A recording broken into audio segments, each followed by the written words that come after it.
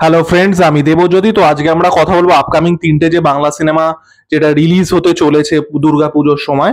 তো দুর্গাপুজোর আগে বলে না, মানে কারোর পৌষ মাস কারোর সর্বনাশ। এই যে জোকার টু ফলিয়ার ডিউ এত খারাপ রিভিউ পাচ্ছে এবং সিনেমাটা যে খুব বক্স অফিসেও সাকসেসফুল হচ্ছে তাও নয়, এটা কিন্তু একদিক দিয়ে বাংলা সিনেমার জন্য খুব ভালো নিউজ। যদিও আমি জোকার টু পার্সোনালি দেখিনি, তো ফলিয়ার ডিউ কিরকম হয়েছে আমি জানি না, হয়তো আমার ভালোও লেগে যেতে পারে, so I don't know. But যাই হোক, মানে যেটা কমন পারসেপশন আমি সেটাই বলছি। এবং জিগরা নিয়েও যে বিশাল কিছু হাইপ আছে তা কিন্তু নয়। তো এটা কিন্তু তিনটে বাংলা সিনেমার জন্য খুব ভালো নিউজ। তো এই তিনটে সিনেমার সম্ভাব্য বক্স অফিস কি হতে পারে সেটা নিয়েই আলোচনা করবো। এরকম আলোচনা আমি গত বছরও পুজোর আগে করেছিলাম।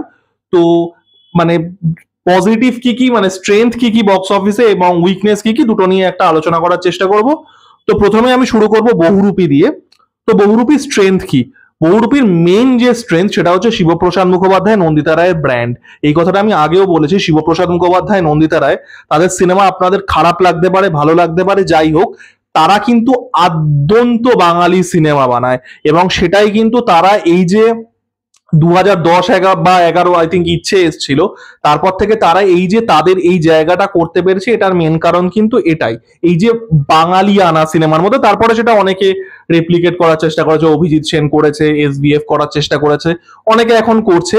বাট এই জিনিসটা কিন্তু মানে শিবপ্রসাদ মুখোপাধ্যায়, নন্দিতারাই এনেছিল। এবং তাদের ব্র্যান্ড কিন্তু এতটাই স্ট্রং যে তারা যখন একটু তাদের বাইরে গেছে, ধরুন রক্তবীজের ক্ষেত্রে, সেটাও কিন্তু বক্স অফিসে সাকসেসফুল হয়েছে, কারণ তাদের সেই ট্রাস্টটা আছে, তাদের অডিয়েন্সের সেই ট্রাস্টটা আছে যে তারা ভালো সিনেমা বানায় বা তারা কনসিস্টেন্টলি ডেলিভার করে।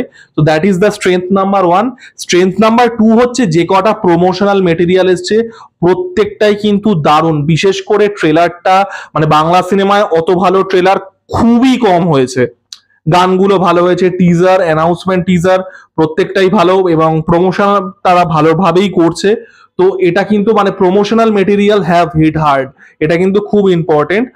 আর থার্ড যে জিনিসটা খুব স্ট্রং আমি বলবো, সেটা হচ্ছে আবির চ্যাটার্জি। দেখুন, আবির চ্যাটার্জি, আমরা দুজন বাংলা স্টারদের নিয়ে কথা বলি, দেবদা এবং জিদ্দা, কিন্তু আবিরদারও আপনি যদি বক্স অফিস দেখেন, সে কিন্তু কনসিস্টেন্টলি বক্স অফিসে ডেলিভার করে। He is a very bankable star.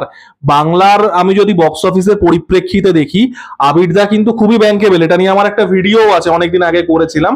খুব লেফট ফিল্ড যখন কিছু আবিরদা না করছে, যেমন ধরুন Swapan Kumar, it was very left field, it was very experimental. তা বাদ দিয়ে আবিরদার কিন্তু বক্স অফিস ট্র্যাক রেকর্ড খুবই ভালো, এবং সেটা বিভিন্ন জনরাতে।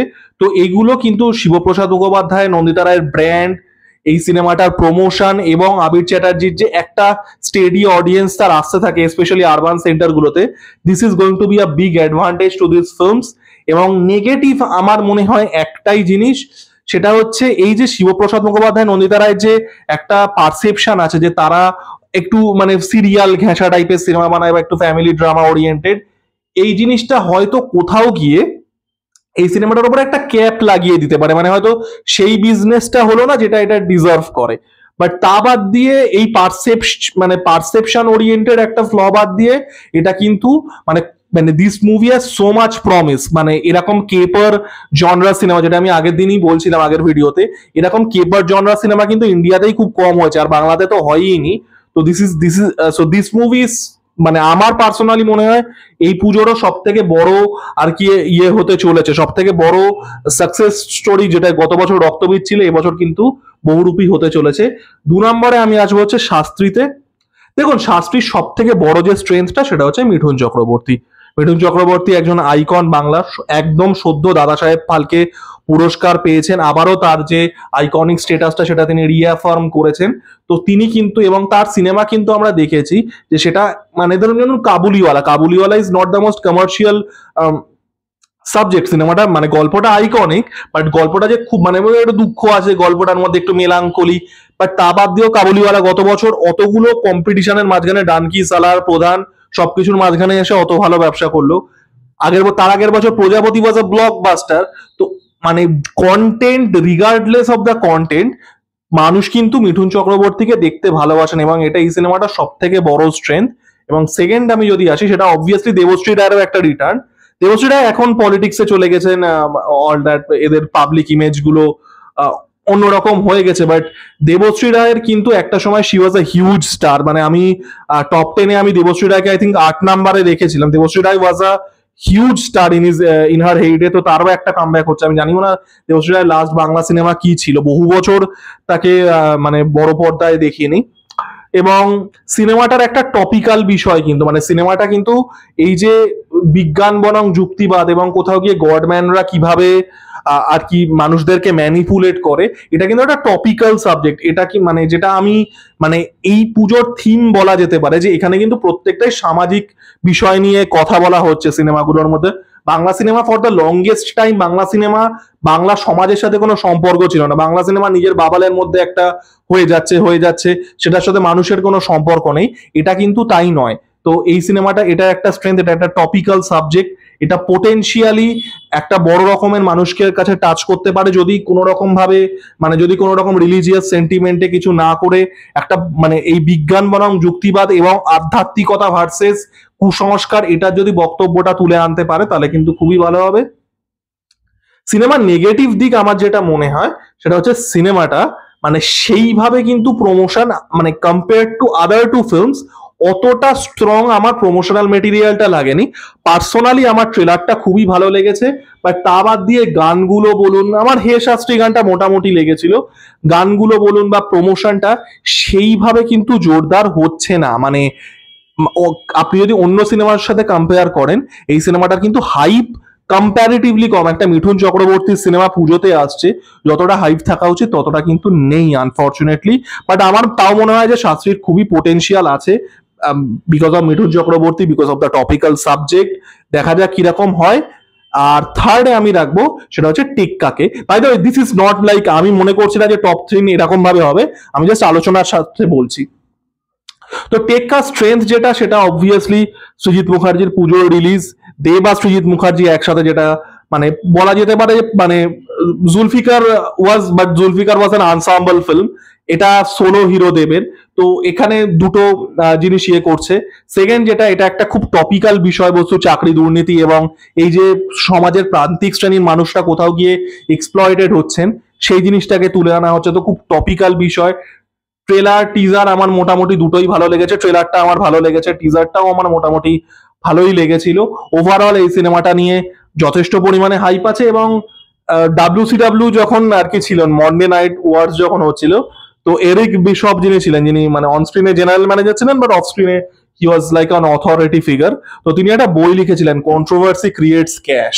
এটা কিন্তু টেক্কার ক্ষেত্রে হতে পারে, কারণ টেক্কা কিন্তু খবরে থেকেছে কনস্ট্যান্টলি। সেটা সবসময় যে পজিটিভ কারণে তা নয়, বেশিরভাগ ক্ষেত্রে নেগেটিভ কারণে। কিন্তু আমরা কিন্তু দেখেছি এই কন্ট্রোভার্সি ক্রিয়েটস ক্যাশ, এটা কিন্তু মানে ভারতীয় সিনেমায় প্রচন্ড পরিমাণেই হয়, যে সিনেমা কন্ট্রোভার্সিয়াল হয় সেই সিনেমা কিন্তু বক্স অফিসে বুস্ট পায়। তো টেক্কার ক্ষেত্রে হয়তো এটা হতেও পারে। তো দেখা যাক কিরকম কি হয় না হয়। এটা দেবদার প্রচেষ্টা আরবান ইউথের কাছে পৌঁছে যাওয়ার। দেবদার এর আগে সে যখন রিমেক সিনেমা করেছিল 2007 থেকে ধরুন 15-16 অব্দি, সেগুলোর জন্য তার ইন্টেরিয়ারে বা রুরাল বেল্টে তার একটা ফলোয়িং আছে। লাস্ট কয়েক বছরে তার ফ্যামিলি ড্রামার জন্য তার আরবান যে এল্ডার অডিয়েন্স, যে এল্ডার ডেমোগ্রাফিক, তার মধ্যে তার একটা স্ট্যান্ডিং আছে। একটাই ডেমোগ্রাফিক সে এখনো ট্যাপ করতে পারেনি, সেটা হচ্ছে আরবান ইউথ। এবং টেক্কাটা কিন্তু সেটারই প্রচেষ্টা। এর আগেও দেবদা এই ডেমোগ্রাফিকটা, এই আরবান ইউথ ডেমোগ্রাফিকটা ট্যাপ করার চেষ্টা করেছিল, চ্যাম্প, ককপিট, কবির, ওরকম সিনেমা করে, একটু হাটকে, একটু নিউ এজ কমার্শিয়াল সিনেমা করে, যেটা সাকসেসফুল হয়নি। এটা কিন্তু দেবদাস সেকেন্ড গো। টেক্কা বলুন, খাদান বলুন, এগুলো কিন্তু এই আরবান ইউথকে কোথাও গিয়ে টার্গেট করেই বানানো। তো দেখা যাক সাকসেসফুল হয় কি হয় না। আর টেক্কার যেটা নেগেটিভ, আমার মনে হয় দুটোই নেগেটিভ আছে। একটা হচ্ছে যে সৃজিত মুখার্জির রিসেন্ট ট্র্যাক রেকর্ড কিন্তু খুব ভালো না। পদাতিক আমার এখনো দেখা হয়নি, তো আমি পদাতিক নিয়ে কোনো কমেন্ট করব না। অতি উত্তম আমার অ্যাভারেজ লেগেছিল। তার আগে দশম অবতার জঘন্য একটা সিনেমা ছিল, এবং তার বাদ দিয়ে ওটিটিরও আমি যে কাজগুলো দেখেছি, রেক্কা বলুন, ফেলুদা বলুন, আমার ভালো লাগেনি। মানে সৃজিত মুখার্জির অনেক বছর ধরেই তার ট্র্যাক রেকর্ড কিন্তু খুব ভালো নয়। তো যেহেতু গত বছর দশম অবতার সিনেমাটা অত বেশি ব্যবসা করার পরেও অত ক্রিটিসিজম পেয়েছিল, কোথাও গিয়ে দর্শকের ভালো লাগেনি, সেটা কিন্তু এবার নেগেটিভলি এফেক্ট করতে পারে। আর সেকেন্ডলি সেটা হচ্ছে দেবদার কোর অডিয়েন্স। এবার দেখুন, দেবদার যে হিউজ বক্স অফিস হিট গুলো আছে, সেগুলো কিন্তু দুটো ক্ষেত্রেই এসছে। একটা হচ্ছে তার কেরিয়ারের প্রথম দিকে, যখন সে রিমেক ফেস করেছে, আর তার লাস্ট কয়েক বছরে টনিক প্রজাপতি প্রধান যখন সে ফ্যামিলি ড্রামা করেছে। এই দুটো বাদ দিয়ে কিন্তু তার সেই রকম বড় হিট হয়নি। ককপিট, চ্যাম্প এগুলো সেই রকম বড় হিট ছিল না, বাট মানে এবং তার রিসেন্ট যে সিনেমাগুলো ধরুন কাছের মানুষ বা কিসমিস, ইভেন বাঘা যতীনও, সেগুলো কিন্তু সেইভাবে হিট করেনি। সে যখন তার এই কোর অডিয়েন্সের বাইরে গেছে, সেটা সে রিমেক ফেজেও হোক বা তারপরে এখন সে ফ্যামিলি ড্রামা ফেজেও, সেই বক্স অফিসটা কিন্তু দেবদাস সিনেমা দেখেনি। ব্যোমকেশ হোক, সেগুলো কিন্তু সেইভাবে সাকসেসফুল হয়নি। তো দেখা যাক এটা কিভাবে সাকসেস, মানে এটা কতটা কি ইন্টারসেপ্ট করে। একটা কন্ট্রোভার্সি হচ্ছে ইউএ সার্টিফিকেট না এ সার্টিফিকেট, এবং আমি এটা নিয়েও একটা ভিডিও বানাবো এই মানে সার্টিফিকেশন ক্ল্যারিফিকেশনের জন্য। তো দেখা যাক, এই তিনটে আমার অ্যানালিসিস ছিল যে পুজোয় কিরকম কোন সিনেমা পারফর্ম করতে পারে। আপনাদের কি বক্তব্য? আপনাদের কি মনে হয় যে পুজোয় মানে কোন সিনেমাটা এগিয়ে থাকতে পারে, কোন সিনেমাটা পিছিয়ে থাকতে পারে? আমার ভিডিওটা কেমন লাগলো জানাবেন, লাইক, কমেন্ট এবং সাবস্ক্রাইব করে আমার পাশে থাকুন। ধন্যবাদ।